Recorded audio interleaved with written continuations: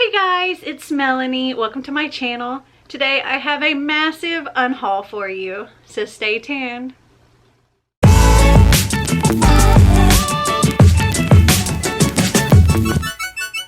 I have 44 books to unhaul today. Oh my goodness. Some of these are books that I absolutely hated, did not like at all. Some were just books that were okay and I'm going to just get rid of them because I don't have room for them. And others are brand new, really nice books that I ended up with duplicates of, and because of that I'm going to unhaul them. They may end up showing up in a giveaway or they may end up on my eBay shop. We'll see. Okay, let's just dive right in. Well, we can start right here. So the first book I have is The Impossible Fairy Tale by Han Yujo, and this is one that I really just didn't like. It was, I think I read around 25 to 30 pages and DNF'd it. I think I gave it 1 star. It was really weird and it was translated from Korean, and I don't know if it just didn't translate well or what, but yeah, it was weird. So that's why this one's going away. Next is one of the brand new nice books, but I ended up with duplicates of, and that is Legendborn by Tracy Dion. And it's just that I have 2 of them. Next we have Proxies by Laura J. Mixon. This is one that I bought from like a library sale and didn't realize that it was a sequel to the book, and I didn't care enough to go out and buy the sequel because I got this probably filled up an entire paper bag for $5, so I probably didn't invest much in this book, so that's why this one's getting unhauled. Then we have Prom Nights from Hell by Stephanie Meyer, Kim Harrison, Meg Cabot, Laura Miracle, and Michelle Jaffe. And this was okay. It was, I want to say it ranked around 3.5 stars. Wasn't anything terrible about it, but it's just not one that I'll reread again. Okay, next up we have Unqualified by Anna Faris. This was another one that was like 3.5 and I enjoyed it, but I'm not going to read it again. So getting rid of this one. Okay, sorry if the angle changed, but my SD card filled up. Okay, so next up we have Cure for the Common Universe by Christian McKay Heidecker. This was another that was like a 3.5 star. Again, I enjoyed it, but I won't read it again. Let's look at this stack here. We've got Seeker by Jack McDevitt. And I think somebody gave this to me and I just had no interest in reading it, so that's why this one's going away. Then we have The Art of Sinning by Sabrina Jeffries. This is like a historical romance type thing, and I did read it. I probably gave it like 3 stars or something like that. It's not really my genre, and I'm definitely not going to read it again. Then we have Snot Girl, Green Hair Don't Care, Volume 1, graphic novel, and I think I gave this 2 stars. I really just didn't like it at all, and yeah, that's why I'm getting rid of this one. Then we have Morning Glories Volume 1. This is another graphic novel, and this one I don't really remember. I rated this 2 stars. I read this like 2 years ago. My comment was, I'm not sure how I feel about this graphic novel yet. It's about this prep school where weird things are going on. I'm not even sure what the weird things are yet, but I know lots of people die. Not a great description, I know, but that's really the best I got for this. I think it may make more sense if I read more of them. I think I would read more of them if I was able to get them used or at a good discount. It wasn't worth it to buy any more of these, and by itself it just couldn't hold up. The rest of this stack right here are books that I think I used for Becca's homeschooling and I'm not going to use again. And that's We've got health and wellness here. Then we've got this language book. Sorry if y'all hear some beeping in the background. My in-laws are helping me with a home improvement project, and he's like trying to find studs right now. Okay, next we have The American Nation. This is a history book. We have Making Literature Matter, an anthology for readers and writers.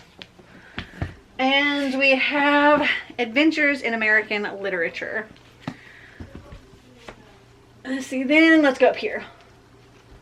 We have The Fey Witch by M.J. Bosher.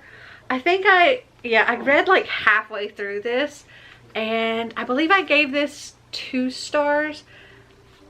The story overall was, like, I was enjoying the story, but the writing was really, really lacking. And I think this was like, it was self-published, and I think this was her first book, and you could tell. But that's why I'm getting rid of this. I just couldn't bring myself to continue reading it, because it was kind of like putting me in a slump, and reading it felt like pulling teeth almost.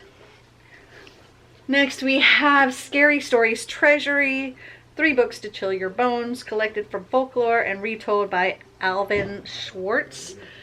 And I think I ended up giving this 3 stars, but I wasn't a fan of it. Like, the only reason it got a 3-star is because of the art, because the art was amazing. And it's illustrated by Stephen Gamble. The stories, meh, I really wasn't impressed with. They really weren't scary. Next we have Hello Universe by Erin and Trotta Kelly. This one I think was another 3-star, or maybe it was like a 2.5 star. It was meh.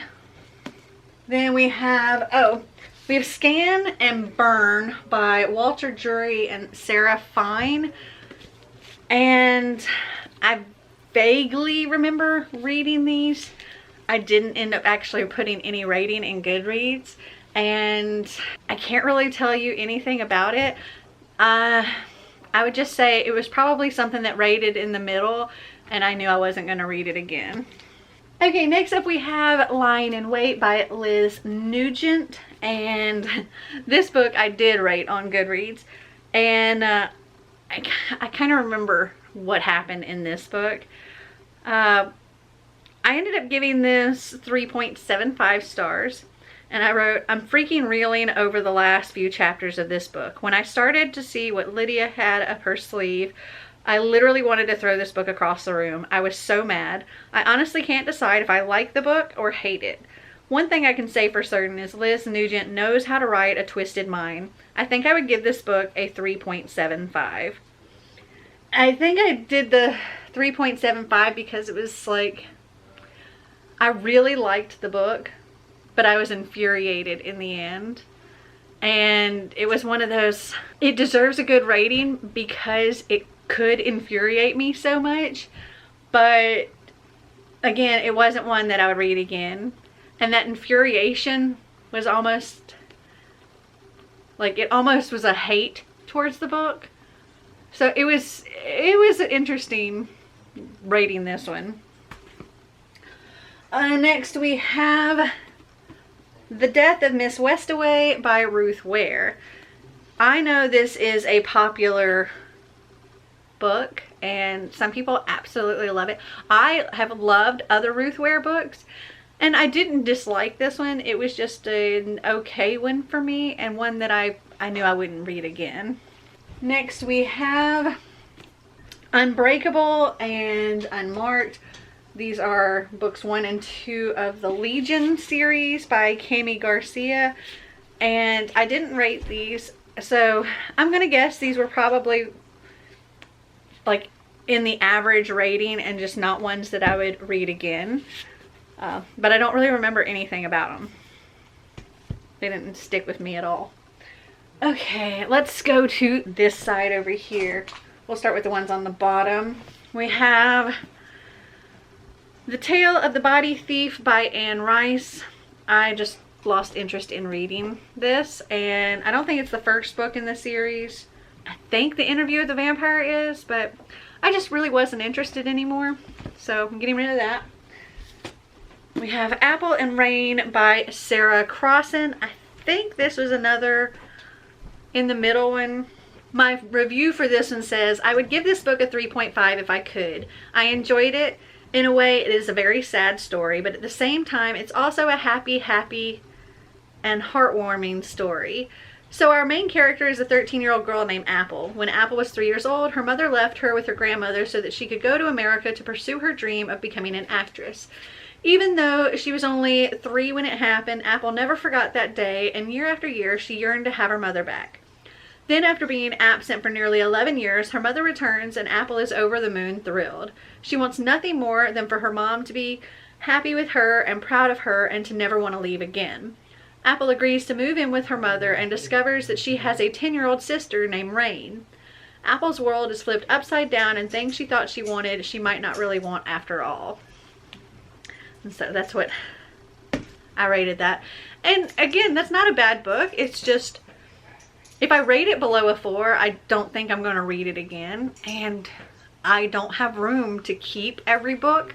So I only keep books that are 4 stars and up because I'll actually read them again.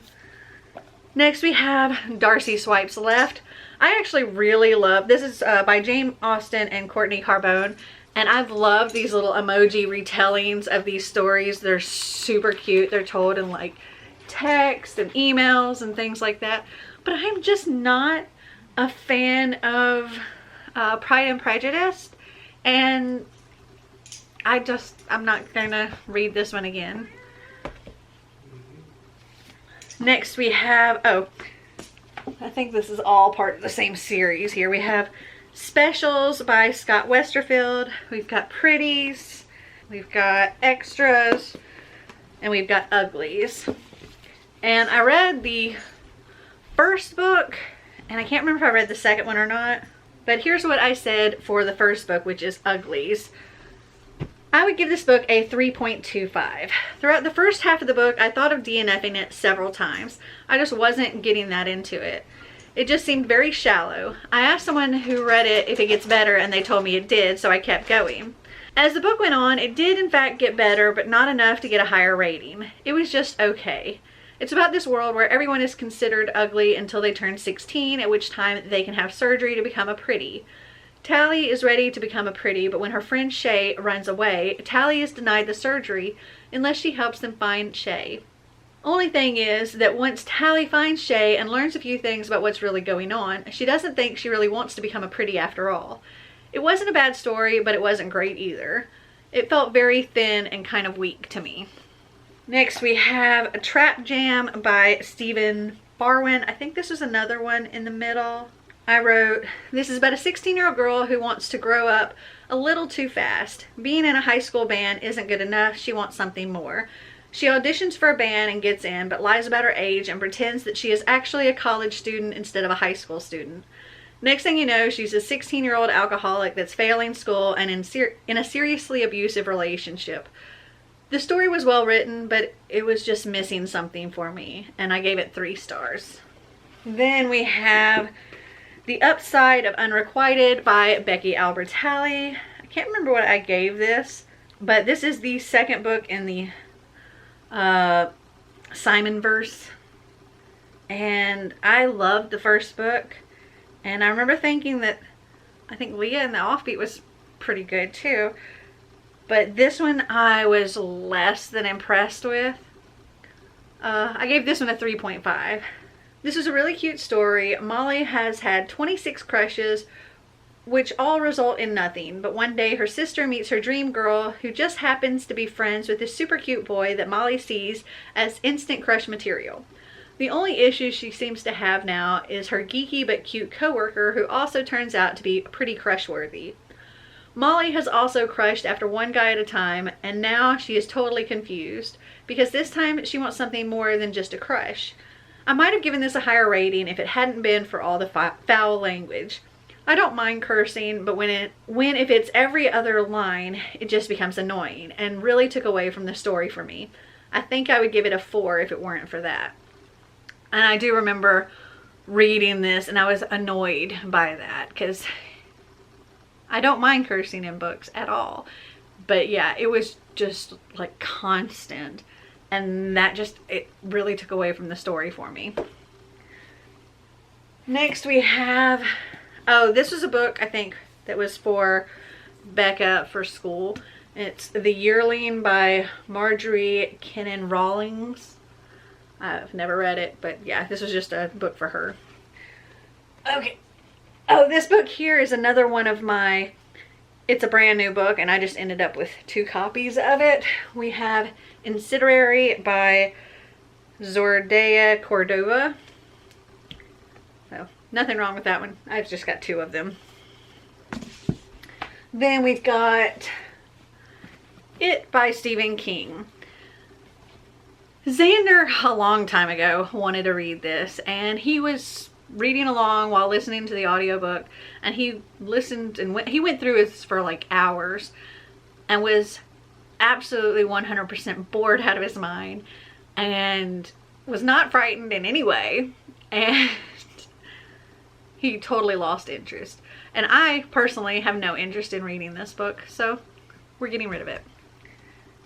Next up we have A Study in Charlotte and The Last of August by Brittany Cavallaro. I wasn't a biggest fan of this series. I know it was quite the popular series, but I just really didn't care for it. It was okay. It was, I think it was in the average range, like a 3.5 for most of the books. I remember liking Jamie. I remember hating Charlotte. And yeah. I stopped buying the books after that. Then we have The Lord of the Rings, The Hobbit by J.R.R. Tolkien. I've never read it. And I just don't think I ever will. So I'm going to get rid of that one. Next we have The House with the Clock in Its Walls by John Belair. It says a John Belair's mystery featuring Louis Barnevelt. And I remember getting this because the movie, and Xander and I read this and we watched the movie, and the movie was amazing. And I remember after reading this, I was like, how are they going to make an entire movie with this book? Because there was just so little. They added so much extra to make the movie, and the movie was really, really good. That was one instance in which the movie was better than the book. This was just, I think, around a 3-star. Next, we have The Graveyard Book by Neil Gaiman. I want to say this was like a 3 for me as well. Yeah, here's my review for it.